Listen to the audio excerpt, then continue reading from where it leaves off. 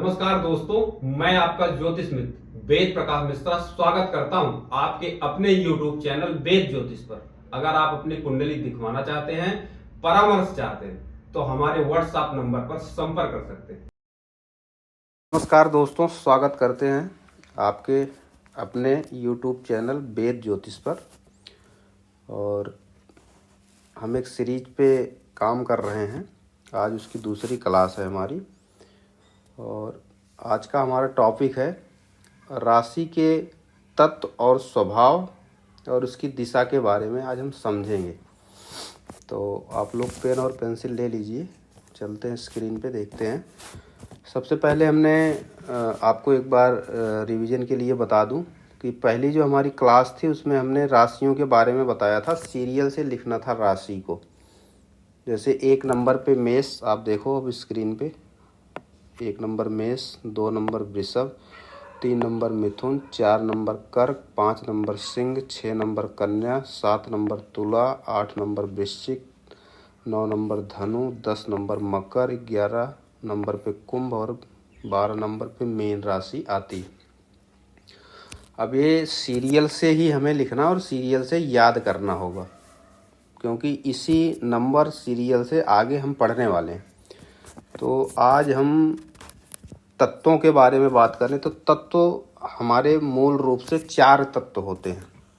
4 तत्व को मैं यहाँ लिख रहा हूँ, आप लोग लिख लीजिए। सबसे पहला जो तत्व है अग्नि, अग्नि। दूसरा पृथ्वी, और तीसरा वायु, और चौथा जो हमारा तत्व है वो जल है। मूल रूप से वैदिक ज्योतिष में 4 तत्व बताए गए हैं और इसमें बहुत सिंपल है। अग्नि का मतलब 1 नंबर, फिर 2 यहाँ पे लिखो, फिर 3 लिखो, फिर 4। अब ये जो हम 1 लिख रहे हैं इसका मतलब मेष, 2 लिख रहे हैं इसका मतलब वृषभ, 3 लिख रहे हैं इसका मतलब मिथुन, और 4 लिख रहे हैं तो इसका मतलब कर्क होता है। अब यहाँ पे फिर वापस से हम शुरू करेंगे। 5, 6, 7, 8। अब फिर हम वापस शुरू करेंगे। 9, 10, 11, 12। अब इसका मतलब क्या हुआ? मतलब ये हुआ कि 1, 5, 9, यानी कि मेष, सिंह और धनु, ये क्या हो गई? अग्नि राशि हो गई। पृथ्वी राशि में आ गई वृषभ, कन्या, मकर, और वायु में आ गया अपना मिथुन और तुला, कुंभ। जल में आ गया हमारा कर्क, वृश्चिक, मीन। तो इस प्रकार सीरियल में आप नोट कर लें। ये ट्रिक है, आपको आराम से याद हो जाएगी। तत्वों के बारे में आपने जान लिया। अब जल्दी से हम दिशा के बारे में जान लेते हैं कि दिशा क्या है। तो इस तरह हम दिशा लिख लें।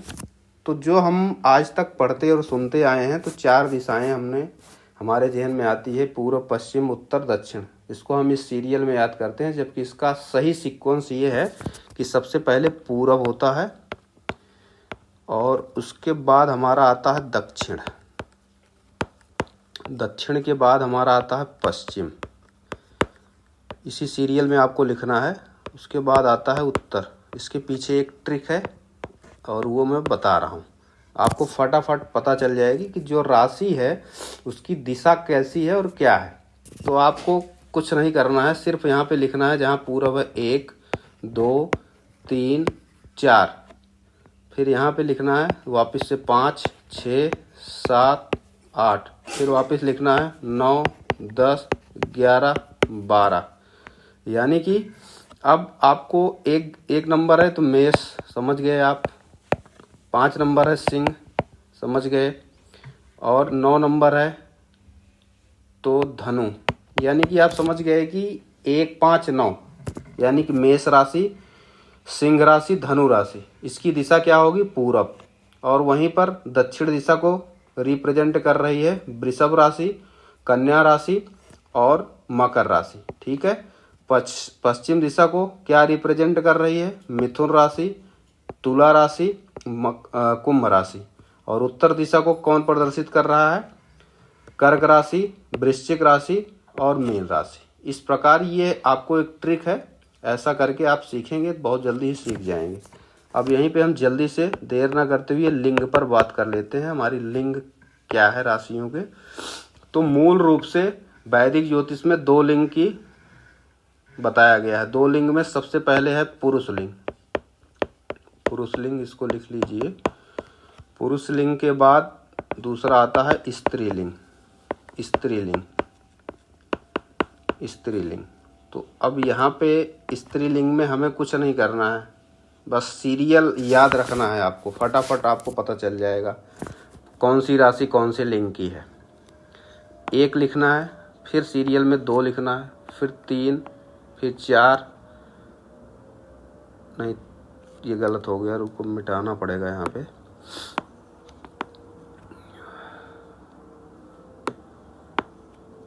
एक नंबर, फिर 2 नंबर, यहाँ पे आ गया 3, 4, 5, 6, 7, 8। उसके बाद यहाँ पे 9, 10 मिटाना पड़ेगा। यहाँ पे लिखते हैं, जगह कम लग रही है मुझे, मिटा देता हूँ मैं।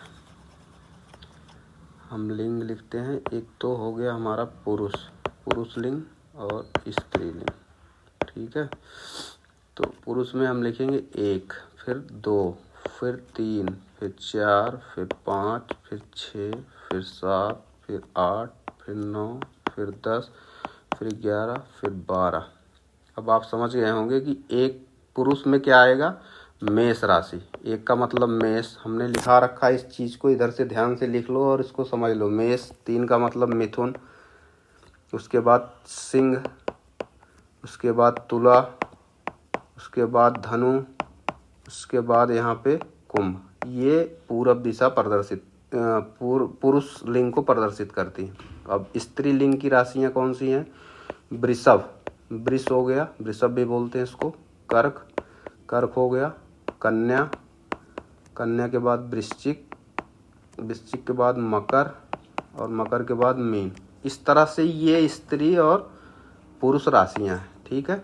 अब इसको हम नोट कर लिया होगा आपने, मिटा देता हूँ एक बार, और उसके बाद फिर हम आगे फटाफट आगे की बातों पे इसी समय बात कर लेते हैं, क्योंकि अब हम स्वभाव के बारे में बात करेंगे।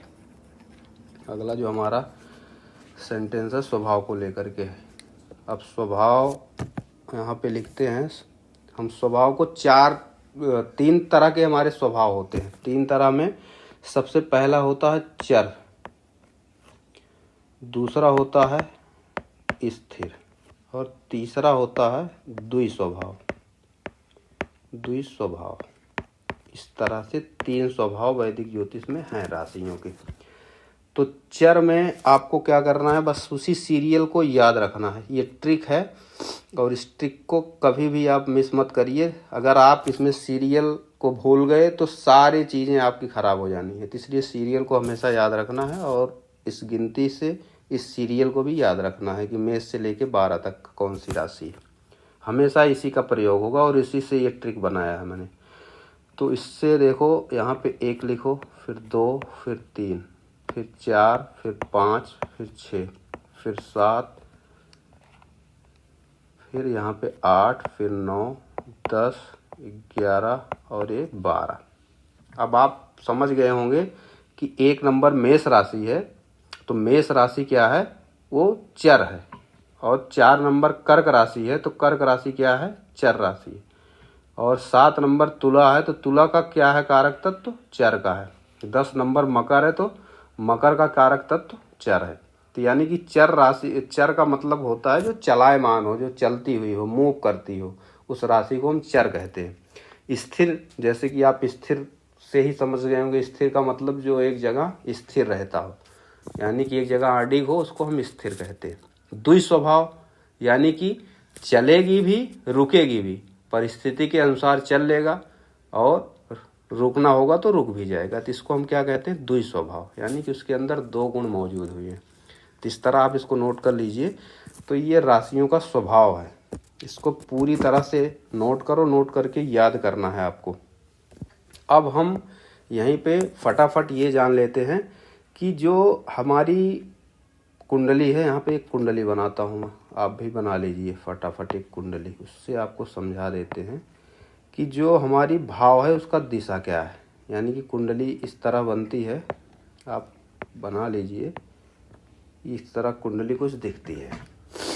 तो यहाँ पे लग्न होता है, हमेशा लग्न फिक्स होता है, आपको पहले ही वीडियो में हमने बता चुके हैं। तो यहाँ से हमारा पूरब होता है दिशा। पूरब के बाद वैसे दिशा की हम बात करें तो टोटल दिशाएं जो है 10 होती हैं, क्योंकि 10 दिशा में हम 4 तो जानते हैं, पूर्व पश्चिम उत्तर दक्षिण। उसके बाद क्या होता है, हमारे 4 कोने भी होते हैं। तो 4 कोने ये हो गए ऊपर और नीचे, इस प्रकार 10 दिशाएं हो गई। 4 दिशा, 4 कोने, एक धरती और एक आकाश, यानी कि 10 दिशाएं हो गई। तो पूरब हो गया, पूरब के बाद आग्नेय कोण आ गया यहाँ पे, आग्नेय कोण। आग्नेय कोण के आगे क्या आ गया, दक्षिण, यहाँ पे दक्षिण आ गया। फिर दोबारा यहाँ पे दक्षिण आ गया, ये 2 भावों पे दक्षिण का अधिकार है। उसके बाद ये कोण आ गया। अब ये कोण क्या होता है, नैत्रय कोण, नैऋत्य कोण, ठीक है। उसके बाद पश्चिम आ गया, पश्चिम, फिर इस भाव में भी पश्चिम रूल करता है, तो यहाँ भी हम पश्चिम लिख लेंगे। पश्चिम के बाद हमारा ये भी कोण आ गया। अब इसको हम कहते हैं व्यय कोण, व्यय कोण, ठीक है। तो व्यय हो गया। अब यहाँ पे आ गया उत्तर दिशा, फिर यहाँ पे भी उत्तर दिशा, उत्तर दिशा, और यहाँ पे हमने पूरब लिखा तो यहाँ भी पूरब आ गया, और यहाँ पे ईशान कोण आ गया, ईशान कोण, ठीक है। इस तरह से अब हम देखेंगे तो 10 दिशाएं हमारी बन गई, और कौन से भाव पे कौन सी दिशा और कौन सा कोण है आप इसको लिख लेंगे, इससे आप समझ जाएंगे। अब हम बात कर रहे हैं कि कौन से ग्रह की क्या दिशा है, फटाफट उस पर भी हम लिख लेते हैं। इसको मिटा दिया हमने। मिटाने के बाद अब हम लिखेंगे ग्रह की दिशा, ग्रह की दिशा, ठीक है। दिशा लिख लिए। यहाँ पे जल्दी से लिखो, सूर्य, चंद्रमा, मंगल, यहाँ पे बुध, बुध के बाद गुरु, गुरु के बाद आ जाएगा हमारा शुक्र, शुक्र के बाद शनि, ठीक है। तो सूर्य क्या है, पूर्व लिखो, चंद्रमा उत्तर को रिप्रेजेंट कर रहा है, और मंगल क्या है हमारा, मंगल है दक्षिण में, दक्षिण में, ठीक है। यहाँ पे दक्षिण में लिख लो। दक्षिण का मतलब है दक्षिण, ठीक है, दक्षिण। उसके बाद बुध जो है उत्तर, गुरु उत्तर, शुक्र जो है दक्षिण, और शनि बच गया, शनि हो गया पश्चिम, ठीक है। इस तरह से ग्रह की ये दिशा हो गई। अब इसको आप नोट कर लो। नोट करने के बाद हम दूसरी तरफ चलेंगे कि ग्रहों का लिंग क्या है। ग्रह के लिंग के विषय में बात करेंगे, ग्रह का लिंग। तो अब हम सीरियल में लिख लेते हैं, सूर्य महाराज, चंद्रमा, मंगल, बुध, गुरु, शुक्र, शनि, 1 2 3 4 5 6 7 ग्रह हो गए, ठीक है। सूर्य का जो लिंग है पुरुष, ठीक है। चंद्रमा का